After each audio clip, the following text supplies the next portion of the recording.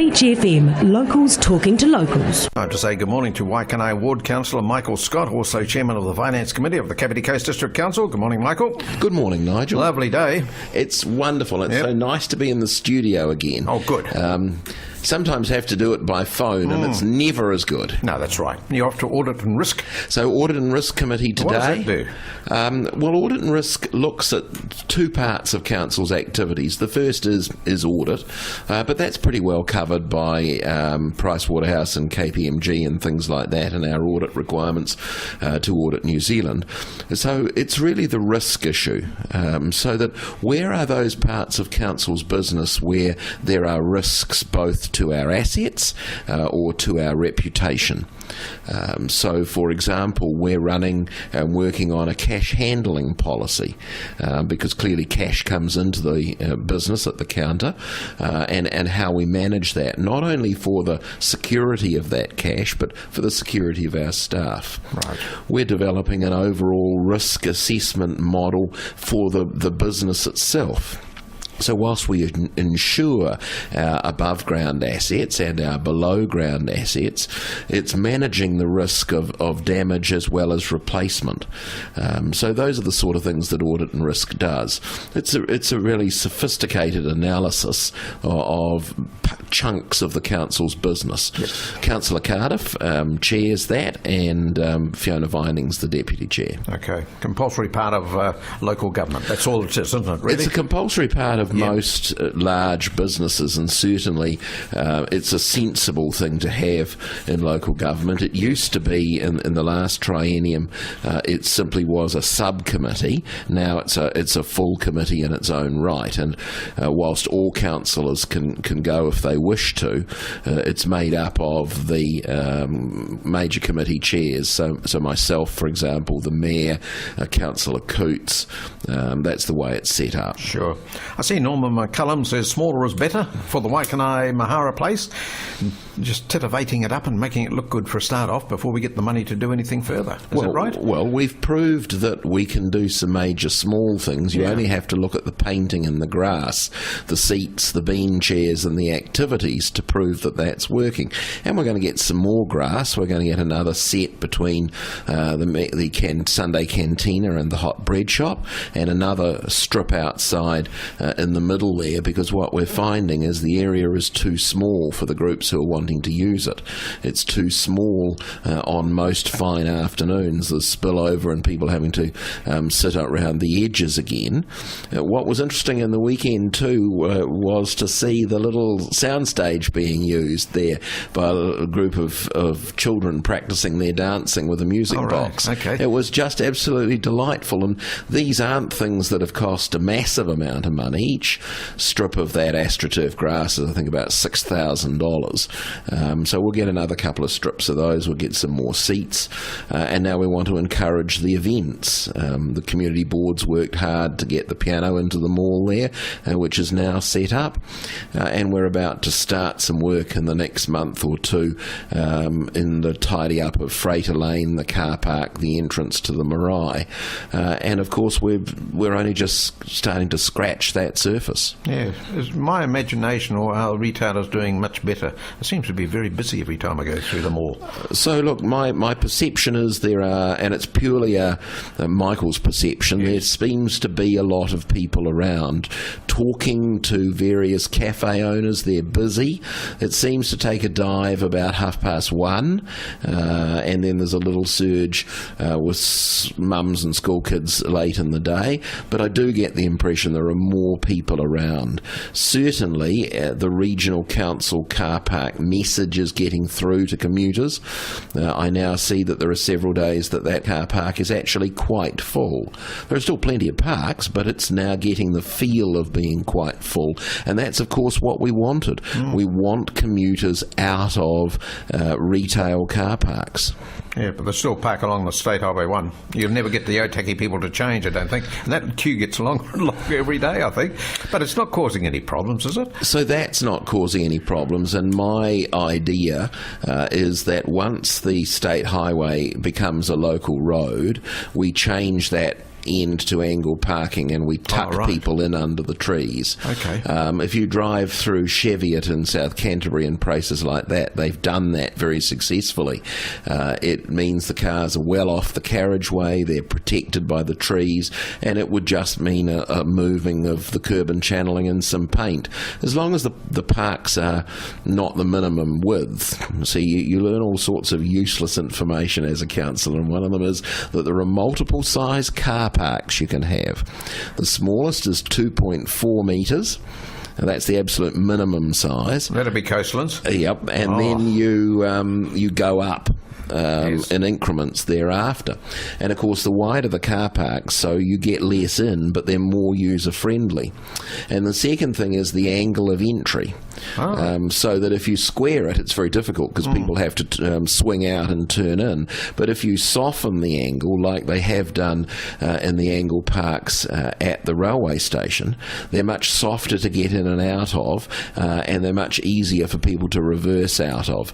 So you think it's just painting some lines, but in fact there's quite a bit of science and thought that goes into it. And the other place that I'd like to see us with some angle parks in Waikanae is opposite our Central Park in Waikanae. Down on Park Avenue on the southern side, we've currently got parallel parks, but we've got a very wide berm and a very, very wide carriageway. If we move that curbing and channeling and created soft angle parks there, it makes it far more useful for those days when we have big events. We've only got to look at the school cross country or the various fitness activities, or even the market. The market's another example. Well, it's getting big. On a fine day, it's wonderful to see it there. Any further development of markets up in the car park? That was thought about at one stage. So look, there's been talk at a high level at council about that, Nigel. There are concerns that the Waikanae market is not policed in any way. There's no one taking stall money. There's nobody responsible for it because it's something that's grown by demand over time. My own view is that we don't need to regulate it. They're not doing anything wrong. It's not broken, so leave it alone. Yes.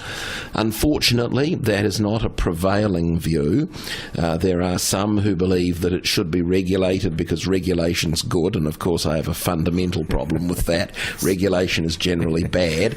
People don't need to be told what to do. Most people can actually do it fine without that added layer of help. And we've already got concessions from stall holders. So one of our staff, Nico, did an excellent job going down there and getting alongside stall holders, so that now we know there are a number of first aid kits. We know there's a number of cell phones if there was an accident. So those sort of kind of sensible precautions are done. Yes. I think there are major advantages if there was a market up in the regional council car park. Certainly would put a lot more people in the town centre. We would have to negotiate that with the regional council. Clearly there would be a cost, and it would have to be something that people wanted to buy into. My sense currently is that people like the informality down at Park Avenue Market. People just turn up, and the treasures, and I do say treasures in inverted commas, that are sold from some stalls are certainly not the thing that I would be taking home, but clearly there is a market for them. No, leave well alone, I suggest.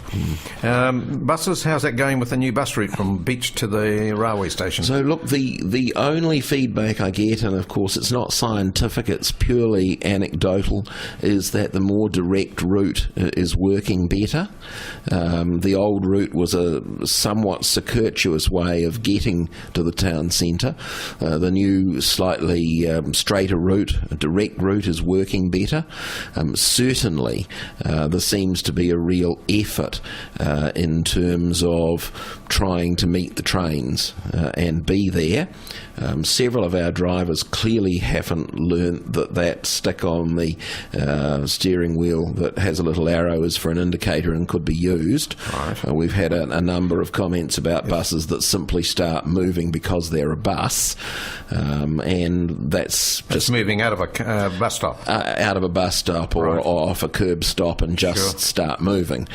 So that's something that new drivers and new operators are ultimately going to have to get used to. But look, overall, I think it's getting well used.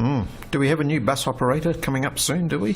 So user buses are now appearing all over the district as we phase out Mana, because of course they didn't get the regional council's bus train contract. Well, that'll happen in due course. All right. What else I was going to ask you about is the railway crossing. We're going to develop that this very soon, aren't we? The emergency crossing. Yes, so that's going to come out for consultation in this year's LTP. Oh, it's not for this year to be...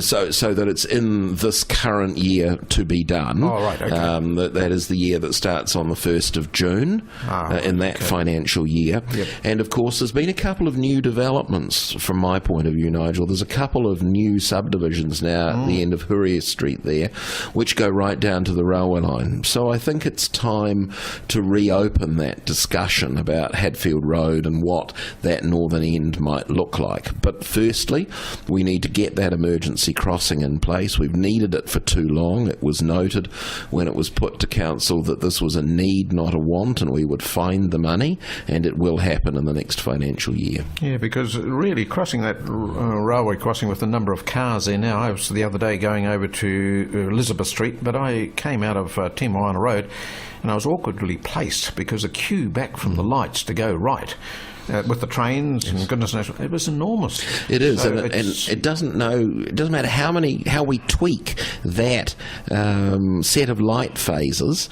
There are times when it still just doesn't work. Oh, that's right.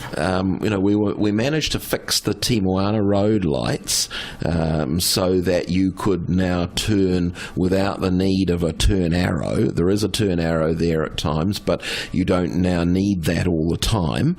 So that was a major tweak which allowed us to move more traffic off the old highway and down to Te Moana Road.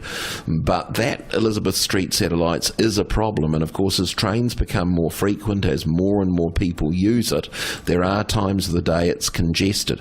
There have been several attempts to change the phasing, and each one of those has extended the time for people to get out of Elizabeth Street, because that's always been the concern. There's just not enough time to move some of the volume. So each time those tweaks have taken place, we get more time and more cars moving, but it's a real choke point. Yes, a lot of people, and I thought the same, would there be a lot less traffic on that old State Highway 1 than what there is at the moment. I think it's gone back to being very busy again. I think people realise it's not a bad way to get through to Waikanae and out to north.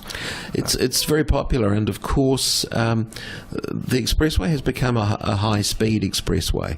When you join onto the expressway through the on-ramps, you're expected to be doing 100 kilometres an hour. For some of our drivers, that's challenging. It's hard to get your mind set up that that's the speed you should be entering at, and I think a lot of people are finding the old road is a lot kinder. There's certainly a lot less traffic on it. All right, Michael, well, we'll let you get away to your meeting and I'll get on. I'm going to have a talk to Mick Perrier because Thomas the goose died. Yeah, that was a bit sad. So we're going to have a talk to him because it was on the BBC radio as well. So it's world renowned. This just extraordinary. A goose at Waikanae Beach leads world news. Unbelievable. Lovely to talk to you, and we'll be speaking to you in a fortnight's time again. It's always good to be on Beach FM. 106.3 Beach FM.